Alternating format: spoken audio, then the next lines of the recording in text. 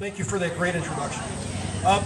Listen, I want to just say a few things to you. I don't want to talk all afternoon, or actually, I don't want to talk more than a minute or two. But I want to thank each and every one of you for coming out here today, because each and every one of you are here to listen, to learn, and hopefully to make a difference. It's about moving our country forward. It's about looking at our community and being a participant.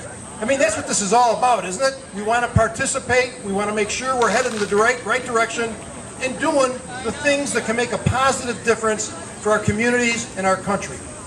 I mean, to be honest with you folks, our founding fathers would be very pleased to see you engaging in this process. No matter what your belief, no matter where you're going, where you're headed, we learn from each other, we listen from each other, and to do that, we begin to move forward.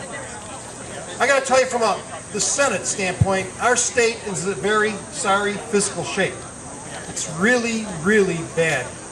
And, you know, I can walk around the neighborhoods as I go door to door. My community stretches from Palatine all the way to St. Charles, including here at Bartlett. We're in the 28th district. I'm finding more and more people that are so concerned about what's happening in the direction. I'm walking door to door and listening to people talk about the jobs that they lost. They're worried about being able to get back to work. They want to get back to work, and yet we live in a state that is 48th in job growth. It's unacceptable, 48th in job growth, and some people will say to me, well, you know, that's the recession. Well, if it was the recession, folks, Illinois should be 5th in job growth.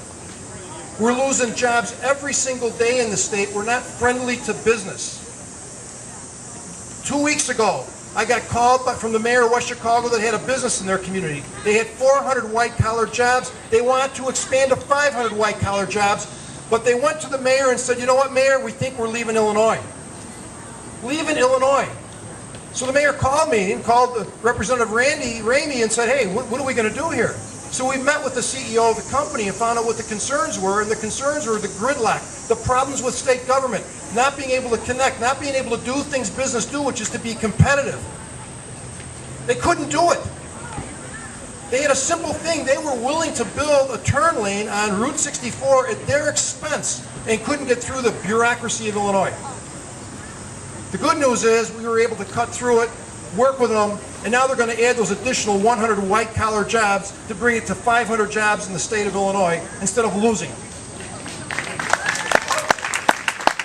Folks, it takes a commitment on the part of your legislator.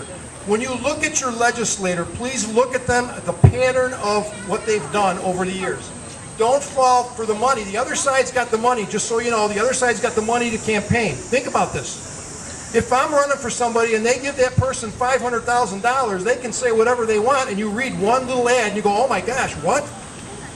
Research it. It's there. Look at the bills that were passed. Look at the pattern of behavior of the legislator. What direction is this legislator headed? What was the track record? What have they done? What are they going to do for us in the future? I want to know, before I move forward, what they've done in the past. We had a number of people speaking before me here today, and each and every one of these people, finishing with Bill Brady, but all the elected officials that came before you, Steve Rauschenberger, Randy Haltren, Randy Ramey, and those people who have held office, ran for office, each, look at their record, each of them made a difference. Bill Brady articulated the many problems I want to talk about a little bit in the speech here this afternoon. But we're 48th in job growth, should be 5th. And as Bill Brady even said, we have this whole issue of the most right-of-way per capita in the nation. Roadway, rail, and water, the most in the nation. We have the best universities. We have all the infrastructure necessary for business, except we're anti-business. Every day, some new legislation comes up because of growing government. Folks, I'll tell you this. If you triple taxes tomorrow, I guarantee this, the following day there'll be line items for every dollar that was tripled. And you know what? They're going to need more than 2 years from then. More taxes. Correct. Because they're going to fill the line items, they're going to fill it with programs, fill it with things. Next thing you know, they're going to have to give pay raises and add more people, et cetera, et cetera. When you grow government very swiftly, we all pay the price. So what we have to do is put the brakes on it. We need to look at forensic auditing. At the very least, random forensic auditing. I put a bill in this year with Senator McCarter to do forensic auditing. Because we believe that, especially even on a Medicaid end, for every dollar we invest in looking at fraud as an example, we save 13 at the other end. I had a bill that I put in for 5-year budget projections.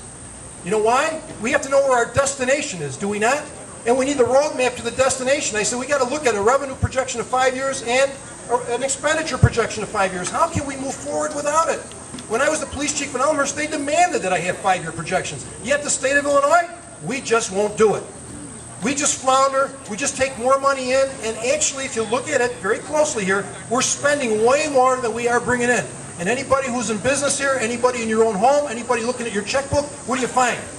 It doesn't work. We need each and every one of you for this fall election. Each of you can make a difference. Each of you can go home, talk to your neighbors, your friends, and your relatives. Any one of you, by looking at the candidates that you saw today, if anyone interests you, please get involved with their campaign. You can get involved for an hour if you want, or you can do a part-time thing where you can work routinely to help that candidate. But whatever you do, please, as you're doing today, make a difference. This is our time to make a difference. This is our time to show up. This is our time that and I can tell you this with certainty, each one of you can change the direction. Each one of you can truly make a difference. And with that, again, thank you all for being here. Thanks for listening for me. And it's over a minute. I'm sorry. Thank you all.